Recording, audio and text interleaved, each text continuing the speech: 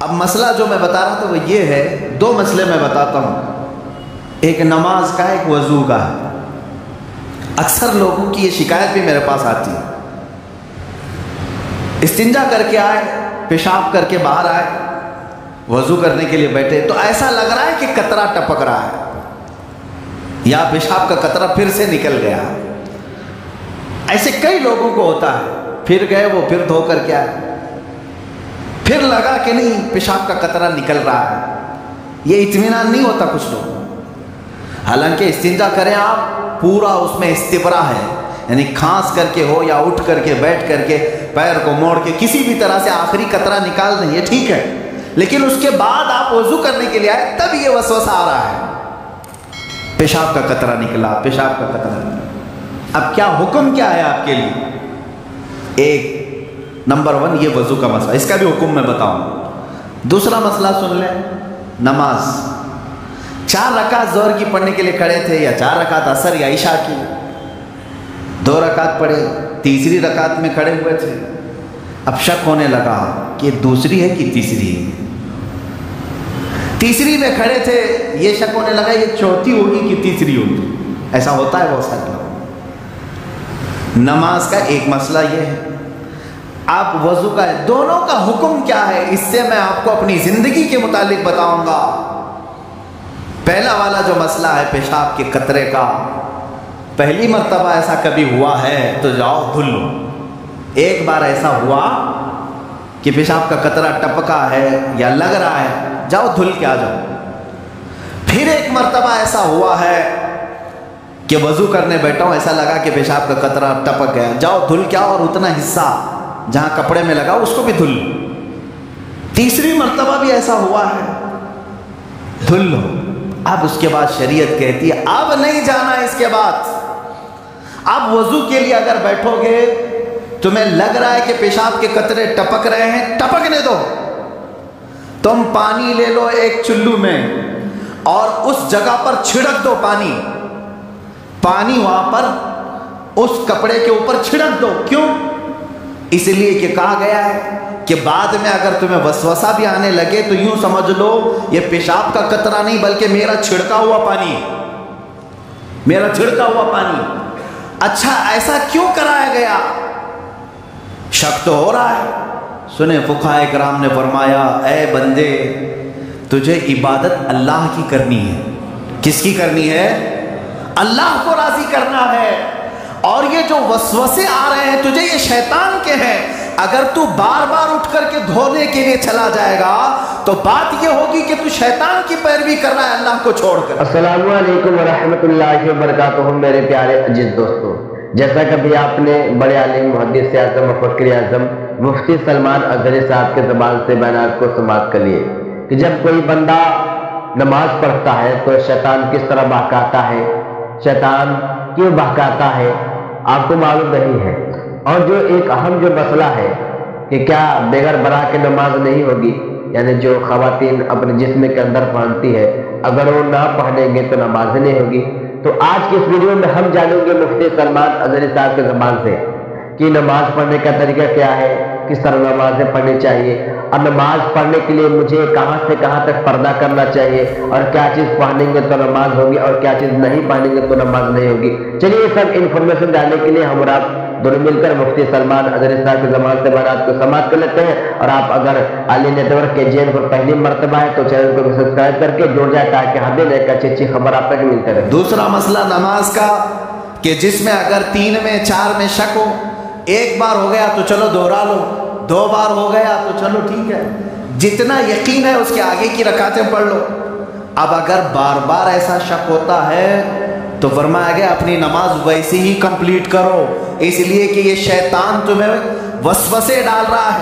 اگر تم اس کے وسوسوں کی طرف جاؤ گے تو یا ہوگا یہ کہ تم شیطان کی پیروی میں لگ گئے۔ حقیقت میں نماز تو رحمان کی عبادت ہے۔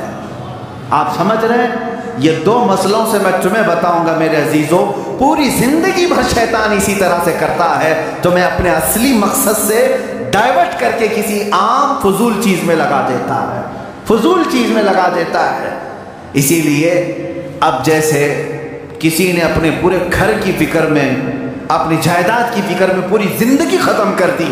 اسے معلوم ہی نہیں کتنے دن رہنے والا تھا، کتنی عمارتیں بنا رہا ہے، کتنی چھتیں قائم کرے گا. اے بندے، تیری زندگی لمبی سے لمبی جاتی تو 70-80 سال کی، تو بنا ہی رہا ہے 30-40 سال کی عمر میں. بچے ہیں تیرے پاس 25-30 سال. ان 25-30 سالوں کے لیے تو نے اپنی پوری زندگی جھونک دی، صحت و طبیعت سب برباد کر ڈالی.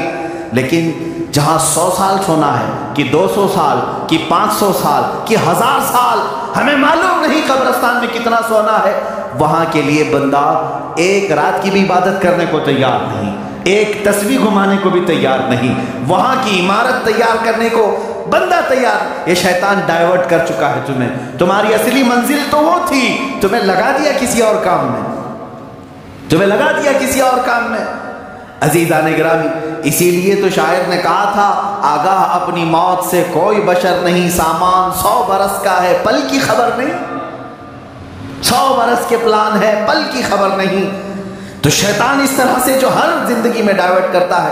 اب میں آپ کو بتاؤں ایک چیز، جن چیزوں کو ہم سمجھتے ہیں کہ یہی کل ہے دنیا میں، نوجوان یہ سمجھتا ہے کہ ایک خوبصورت لڑکی مل جائے پوری زندگی ہے. دیکھو اسی پر تو شعر و شاعری کرتا ہے، اسی پر تو پوری محبت کے نغمے گاتا ہے. اسے معلوم نہیں کتنے دن کیا یہ عائش ہے. اور کچھ لوگ یہ سمجھتے ہیں کہ مال، گاڑی، کار، بنگلہ ہو جائے یہی سب کچھ ہے. تقریباً انہی میں ہم سب دوڑ رہے ہیں، انہی میں ہم دوڑ رہے ہیں. ایک بادشاہ نے اعلان کیا کہ آج میری عنایتوں کا دریا جوش میں ہے، میں خوب عطا کروں گا. لوگوں کو بلایا، ایک کوئی بندہ ایسا آ جائے جس کے لیے میں کہتا ہوں اپنے ہاتھ میں ایک چھڑی لے لے، لکڑی لے لے، اور وہ زمین پر دائرہ کھینچتا جائے. صبح فجر کے بعد اب وہ دائرہ کھینچتا کھینچتا سورج کے ڈوبنے سے پہلے پہلے تک جتنا دائرہ کھینچ لے گا وہ پوری زمین اس کے نام پہ کر دوں گا. دن بھر میں آپ کتنے ایکڑ کھینچ لیں گے؟ اگر فری میں مل رہا ہے تو کون چھوڑے گا؟ دائرہ کھینچنے کے لیے کہا کہ جو لکیر سے سرکل بنا لے، جتنا بنا لے گا، لیکن ٹائم ہے سورج ڈوبنے سے پہلے پہلے تک. اس میں سے ایک وزیر یا ایک سپاہی آگے آئے اور اس نے اپنے ہاتھ میں چھڑی لے لی. بادشاہ سلامت، مجھے اجازت دے. اور بادشاہ نے کہا کہ اگر سورج ڈوب گیا تو پھر ایک بالشت زمین بھی نہیں دی جائے گی، یعنی 1 فٹ زمین بھی نہیں دی جائے گی. ہاں، سورج ڈوبنے سے پہلے پہلے تک یہاں پر دائرہ مکمل کر. اب وہ نکلا چھڑی لے کر کے، لکیر کھینچتے کھینچتے. اسے بہت بڑی زمین چاہیے تھی، اتنی بڑی کہ اس سلطنت میں کسی کی نہ ہو. جب فری میں مل رہی، کھینچتا کھینچتا وہ گیا، کافی دور تک چلا گیا. دوپہر ہو گئی، تھک گیا، کچھ دوڑا کچھ چلا. اب جب دوپہر ہو کر سورج ڈھلنے لگا تو اس نے سوچا واپس ہو جاتے ہیں، چونکہ جہاں سے میں دائرہ کھینچا ہوں وہاں تک لا کر کے لکیر کو ملانا ہے، اتنی زمین میرے نام. اب واپس ہوا. اب یہ کتنے کلومیٹر کی زمین گھیرا تھا واللہ عالم. دوڑا تھا اس نے صبح سے لے کر دوپہر، نہ کھانا ہے نہ پانی ہے، دوڑ رہا تھا. دوڑتے دوڑتے سورج پیلا ہو گیا، عصر کا وقت آ گیا. اب اس نے دیکھا کہ بادشاہ کا محل اور سپاہی سب قریب نظر آ رہے ہیں. دل میں ٹھنڈک ہو گئی، میں پہنچ جاؤں گا. سورج کے ڈوبنے سے پہلے پہلے میرے بگننگ پوائنٹ جو ہے، جہاں سے سٹارٹ ہوا تو وہاں تک پہنچنا ہے مجھے. لیکن تھک گیا تھا. آزاد جواب دے رہے ہیں. جی ہاں میرے پیارے عزیز دوستوں، بھائی اور بہنوں، جیسا کہ ابھی آپ نے ہم سے بڑے عالم محدث اعظم مفکر اعظم مفتی سلمان اظہری صاحب کے زبان سے بیانات کو سماعت کر لیے، تو اگر آپ نے شروع سے لے کر اینڈ تک بیان کو سنے ہوں گے تو آپ کو اچھے طریقے سے معلوم چل ہی گیا ہوگا کہ نماز کس طرح پڑھنا چاہیے، نماز پڑھنے کا کون سا طریقہ ہے، اور جب کوئی بندہ نماز پڑھتا ہے یا پھر اس کو نماز میں دل نہیں لگتا ہے تو اس کی وجہ کیا ہے. معلوم ہے جب اللہ نے اپنی عبادت کرنے کا حکم دیا نا تو سارے نے اس کی عبادت کی ہے، لیکن صرف ایک نہیں کیا. وہ کون تھا؟ شیطان تھا. وہ اللہ کی باتوں کو نہیں مانا، ٹال دیا باتوں کو اور کہا کہ میں تیرے بندے کو بہکاؤں گا، تو اللہ رب العزت نے اس شیطان سے کیا کہا کہ تم میرے بندے کو بہکانا لیکن میں اس کو معاف کر دوں گا۔ تو ویسا نہیں ہے کہ اللہ معاف کرے گا تو آپ نماز چھوڑ دیں گے، نہیں، آپ نماز نہ کریں۔ تو آپ کو اچھی طریقے سے مفتی سلمان اظہری صاحب نے انفارمیشن دے دی ہے، اور جو ایک اہم مسئلہ تھا وہ بھی میں آپ کو بتا دے رہا ہوں کہ کیا بغیر برا کی نماز نہیں ہوگی، یعنی بغیر گنجی کی نماز نہیں ہوگی، اگر آپ اندر گنجی نہیں پڑھنے ہیں تو نماز نہیں ہوگی؟ نہیں، ایسا کچھ بھی نہیں۔ دیکھیں، مردوں کی نماز پڑھنے کے لیے ناف سے لے کر گھٹنے کے نیچے تک چھپانا فرض ہے، تب جا کر نماز ہوگی، اور عورتوں کو لے کر پیشانی سے لے کر پورے پیر تک چھپانا جائز ہے، تب جا کر آپ کی نماز ہوگی۔ تو میں کا میزبان قاری تسبیح اعلیٰ مفتی صاحب نے نماز پڑھنے کا پورا انفارمیشن دے دی ہے، تو مجھے اس ویڈیو میں زیادہ کچھ بولنے کی ضرورت نہیں ہے۔ تو چلے پھر اگلی ویڈیو میں ملتے ہیں۔ خدا